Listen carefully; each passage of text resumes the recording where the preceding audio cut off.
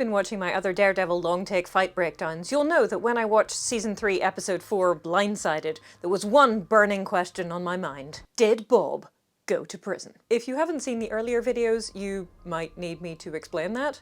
And I will, in a minute or two. Note that there are some flashing lights in this episode, though more in the realm of blinking on and off than actual flashing, just in case you need to know that. This episode is sponsored by me. Buy my book. If you like The Princess Bride, you'll probably like it. My name is Jill Bearup. I haven't pretended to fight anyone on stage in far too long at this point, and today's topic is the epic 12-minute long take prison scene in Daredevil Season 3, as choreographed by Gary Stearns, assisted by Chris Brewster, and also Don Lee. The fight choreography for Seasons 1 and 2 of Daredevil was Philip J. Silvera, but Season 3 is Gary Stearns. The highly simplified plot of Blindsided goeth thusly. Matt has been pretending to be dead for a bit, but he returns to his apartment at the start of the episode to get a suit and infiltrate a prison to get information about Wilson Fisk. The prison, as it turns out, has a lot of guards and inmates who are loyal to Fisk, so after his informer decides to punch him instead of giving him any information, he is led down a series of corridors to the nurse's office. But good news, it's not dislocated. And then attacked by the nurse. In this fight scene, which is shot in the traditional way, Matt gets stuck by a needle, but only a little bit. And then the phone rings, and it's Wilson Fisk, who is really mad about how Matt threatened to put his lady friend in prison. Fisk apparently took that very personally. So the previously locked nurse's office door opens, and Matt's look of, oh no, here we go, is just perfect, and the scene begins. Daredevil had a superb long take in Season 1, where an already battered Matt Murdock fights a whole pile of Russian mobsters, who, for clarity, I named Alan, Bob, Carl, Dave, Earl, and Fred. They decided to go bigger in Season 2 with a staircase fight, including a duct-taped gun and chain. Shout out to the commenter who sent me this awesome previs versus final product breakdown. I'll link that in the description. Where Matt fought Graham, Harold, Ian, Jeff, Kevin, Luke, no M, because we already have Matt, Norman, Oliver, Peter, Quentin, and Bob from Season 1. Though, I don't think we were supposed to recognize him. And now in Season 3, we've got to get out of this place, if it's the last thing we ever do, and it's their most ambitious long take yet. Season 1 and Season 2 were both excellent scenes, but they were both 5 minutes or less. This one, 12 minutes. But they make that work by having a few set-piece fights, and they intersperse it with a lot of talking and acting and running around and such. Even if you had hidden cuts in this scene, that's still really impressive. But as far as I can tell, they don't. In terms of acting, it's equivalent to a scene in theatre, but it is much more complicated than a scene in theatre, because obviously you've got the cameraman and everybody having to shuffle around out of view and having to switcheroo your stunt double. There's a lot going on, is what I'm saying. And the thing about theatre is that it's live and people only view it once, so if there is a small mistake, most probably people won't notice it in the first place. But if they do, they will give you a little bit of grace, because it's live. But here, you've got to get it at least mostly right, because a bad long take is very noticeable, even if you don't notice what it is you're noticing. If you're interested in that, by the way, I have a video about the fights in The Last Airbender, which includes why the prison scene is so unsettling and bad to people. I will link that at the end if you want to watch it. But enough chit-chat, let's get into it. Matt has knocked out the nurse. Nurse Oscar is what he's called in the credits, so Nurse Oscar it is. And he has been stabbed with a needle. Rude. And then the phone rings, and it's Fisk. Listen to me very carefully. Perfect. The door opens, and as Matt makes his way into the hall, resigned to his fate, a bearded chap, let's call him Ryan, can be seen in front of him, plus Steve and Terry on the right. The music, which has been getting more and more ominous and insistent, drops out for a second, and off we go. Ryan comes in for a punch, Matt slips it and jabs him with his left hand? I don't know, there's a sound effect there, but I'm not 100% sure on what it's meant to be for. Matt punches Ryan with his right hand and then slams him into the wall before doing a Daredevil special and ducking something that he can't see. In this case, a punch from behind from Steve. Matt then punches Terry in the shoulder, but sure, whatever. Blocks another swing from Steve before throwing Steve and hitting him a couple more times before Ryan recovers enough to grab him and punch him in the head. And look, please, at that perfect placement. We are so close, physically speaking, with this camera, and yet it looks seamless. And Charlie Cox isn't even looking, because Daredevil is blind. 10 out of 10, no notes. Terry comes back in for a few more hits, and they all struggle before Matt stamps on Ryan's foot and punches him in the head. Terry hits Matt right back, and gets thrown backwards for his trouble. And now, everyone needs a moment. But oh, Steve is up again and Matt gets hit in the head. Matt misses a head punch, love that, gets a knee to the stomach and slammed against the wall, and we very smoothly switcheroo for Chris Brewster. Some punching and another duck without looking as Ryan tries to get Matt from behind and fails. Terry, though, shoves Ryan right out of the way on the way past, picks up Matt to slam him against the wall, and they all fall down, clearly quite worse for wear. Steve, however, has recovered sufficiently to run back in again, and Terry is up and at it again, and I just want you to admire how perfect this run into the nurse's office is, and how neatly they hide Chris Brewster's face with arm placement and camera angles.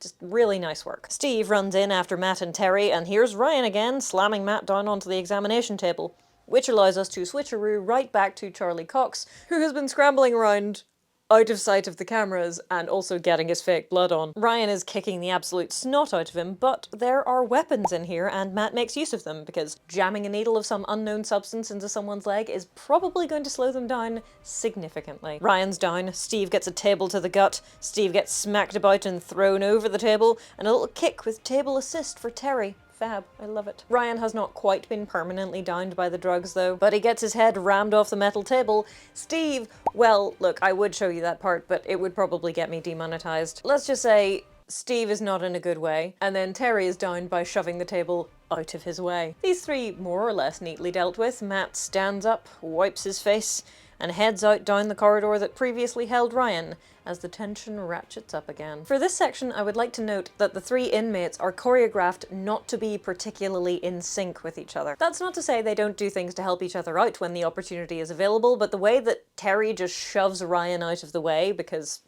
what are you doing, suggests that they're not exactly a smooth fighting unit, more a handful of useful idiots. If you're watching this scene in the future, please also note the music, which I can't really get you to listen to, but it rises and falls in energy and intensity and number of instruments depending on what's happening in the scene, and it's very well done. Anyway, onward. Music returns to more of a holding pattern and Matt makes his way up the corridor. This is probably a good place to say, for the first time in this video, but probably not the last, that not cutting is really unsettling, especially if you're used to invisible Hollywood-style editing, where we change perspective quite frequently, but you don't really consciously notice it. Matt makes his way up the corridor, we get a little jump scare, but our next fight is not with prisoners. Matt walks through into a different part of the prison, the music gets more eerie, and the guards start to shout. On the ground!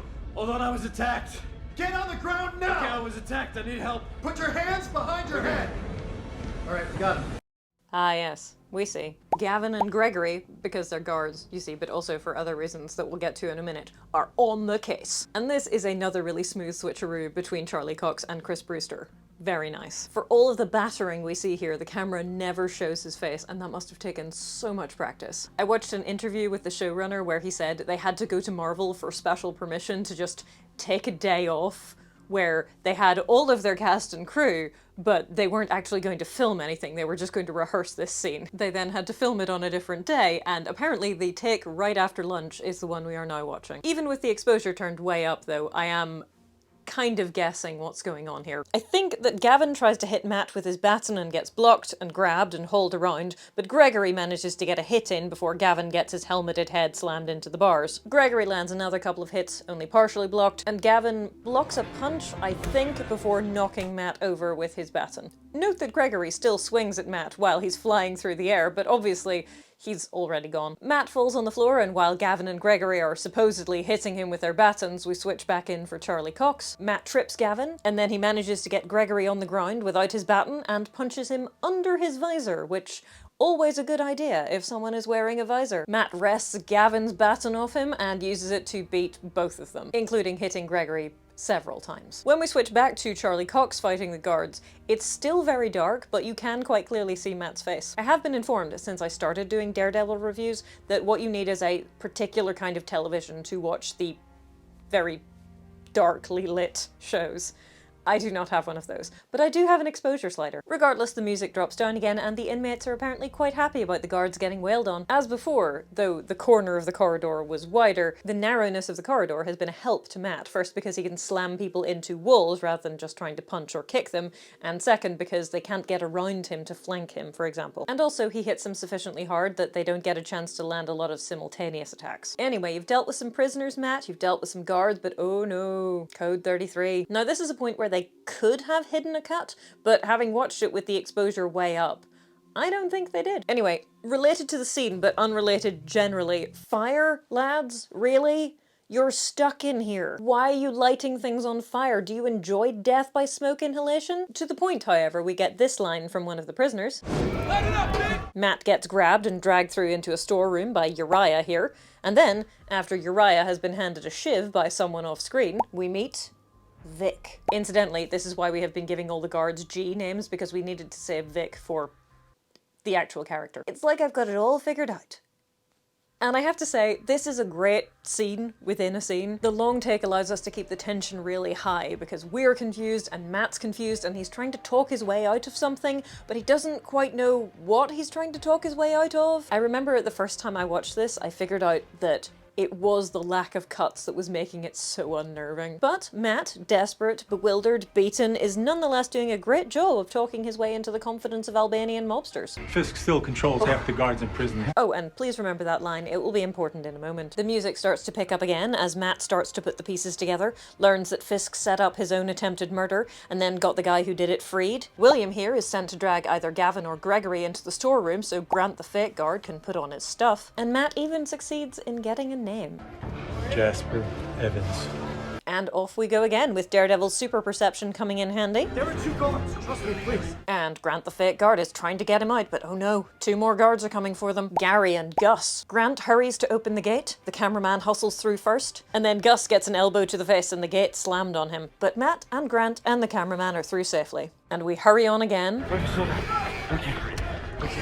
No, my poor tired boy. And the tension is rising and there's a code 33 and all that jazz, and then we reach the rec room, I guess? At which point Grant the fake guard gets attacked by Xander the inmate and Matt has to step in. Matt punches Xander twice, and then another guard, let's call him Gabriel, tackles Xander to the, I would say to the ground, but it's to the table tennis table, and it's a beautiful drop. Gabriel must be among the half of the guards that Wilson Fisk couldn't buy. There are fights all around, but there's no more fighting from Matt now. Grant recovers enough to grab Matt again, and we are led through the chaos and violence and smoke, and eventually, finally, we get outside, we get out of the prison, we get back to our man in the taxi.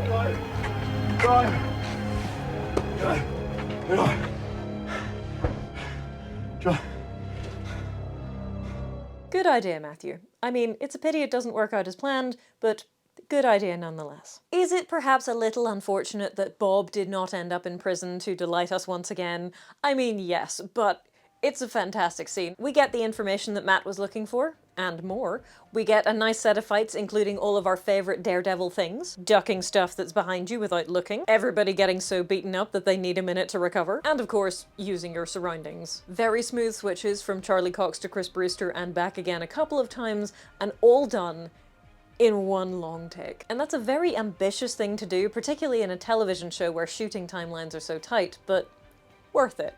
Right? So if you've made it to this point in the video, you can tell me which your favourite Daredevil long take is, and you can also tell me, have you seen Born Again yet? And if so, is it any good?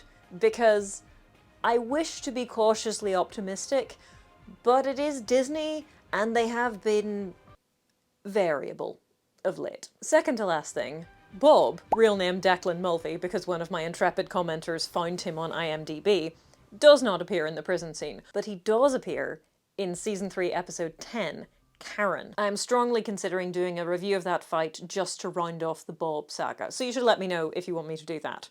However, I will not be doing it immediately because, as you can tell from the view counts of the previous episodes, Daredevil fight choreography breakdowns are kind of niche. Fun, but kind of niche. Still, if you would like to see Return of the Bob, do let me know and I will consider it. If you'd like to watch my video about the fights in The Last Airbender and what is good and bad about them, there should be a link next to my face. If you would like to see the other Daredevil episodes, those will also be there. If you haven't bought my book, you absolutely should because a lot of people liked it. And regardless of whether you do any of those things, I hope to see you soon.